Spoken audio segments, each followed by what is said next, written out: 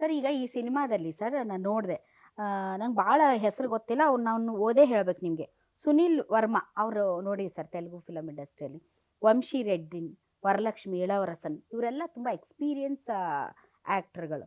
ಇನ್ನೊಂದು ಕಡೆ ಸಂಯುಕ್ತ ಹೊರನಾಡು, ಸುಕೃತ ವಾಗ್ಲೆ, ಪ್ರಮೋದ್ ಶೆಟ್ಟಿ, ಉಗ್ರಂ ಮಂಜು ಇವರೆಲ್ಲ ಒಂದು ಸ್ವಲ್ಪ ಹೊಸಬರು.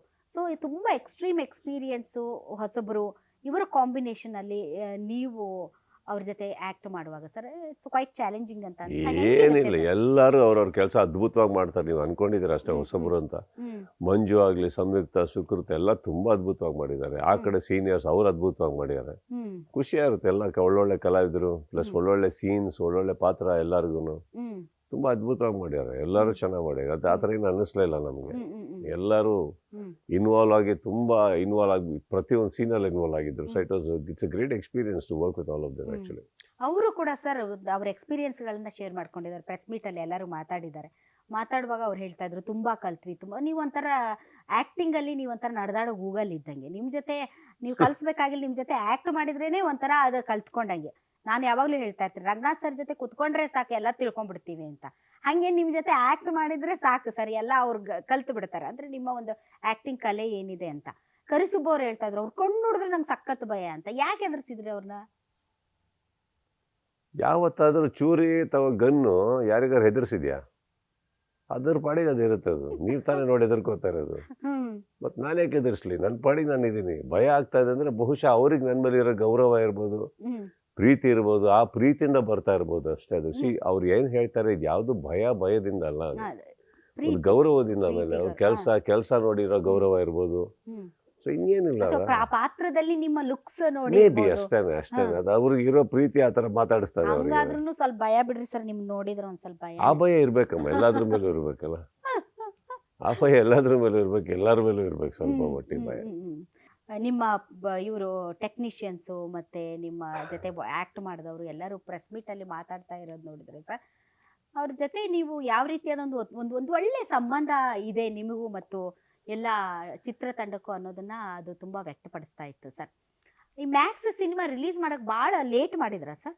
ಯಾಕಂದ್ರೆ ಎಲ್ಲಿ ಓದಲ್ಲಿ ಬಂದಲ್ಲಿ ನಿಮ್ಮ ಪ್ರಶ್ನೆ ಕೇಳ್ತಿದ್ರು, ಸರ್ ಮ್ಯಾಕ್ಸ್ ರಿಲೀಸ್ ಯಾವಾಗ ಒಂದ್ಸರಿ ಫ್ರಸ್ಟ್ರೇಟ್ ಆಗಿ ಅವ್ರನ್ನೇ ಕೇಳ್ರಿ ಅಂದ್ಬಿಟ್ರಿ ನೀವು. ಯಾಕೆ ಇಷ್ಟು ಲೇಟ್ ಯಾಕಾಯ್ತು? ಕಾರಣಗಳು ಇರ್ತವೆ, ಎಷ್ಟೋ ಕಾರಣಗಳಿರ್ತವೆ ಸಿನಿಮಾದಲ್ಲಿ. ಅದೆಲ್ಲ ಸೇರ್ಕೊಂಡು ಆಯ್ತು, ಒಂದು ಟೈಮ್ ಚೆನ್ನಾಗಿ ಬಂತು, ಟೈಮ್ ಚೆನ್ನಾಗಿ ಒಳ್ಳೆ ಡೇಟಿಗೆ ರಿಲೀಸ್ ಆಗ್ತದೆ, ಬಿಟ್ಬಿಡೋಣ. ಒಳ್ಳೆ ಡೇಟ್ ಕ್ರಿಸ್ಮಸ್ ಇದೆ, ಪ್ರಾಬ್ಲಮ್ಗಳಾಗಿದೆ. ಹಾಗಂತ ಅಲ್ಲಿ ಏನೋ ವೈಯಕ್ತಿಕವಾಗಿ ಒಬ್ಬರ ಮೇಲೆ ಒಬ್ಬರು ಪ್ರಾಬ್ಲಮ್ ಇತ್ತು ಅನ್ನೋದಲ್ಲ. ಸಿನಿಮಾದಲ್ಲಿ ಅವ್ರವ್ರದ್ದೇ ಕೆಲವು ಇಶ್ಯೂಸ್ಗಳಿತ್ತು. ಎಲ್ಲ ಒಂದ್ಸತಿ ಫ್ಲಡ್ಸ್ ಆಗಿ ಒಂದು 2 ತಿಂಗಳು ವೇಸ್ಟ್ ಆಯಿತು ಚೆನ್ನೈಯಲ್ಲಿ. ಅದಾದಮೇಲೆ ಎಲ್ಲರದ್ದು ಡೇಟ್ಸ್ ಹೊಡಿತು. ಆಮೇಲೆ producer got stuck somewhere else. So ಎಲ್ಲದೂ ಇತ್ತು, ಒಂದಿಷ್ಟು ಕಾರಣಗಳಿತ್ತು, ಎಲ್ಲ ಸೇರ್ಕೊಂಡು ಬಂತಷ್ಟೆ.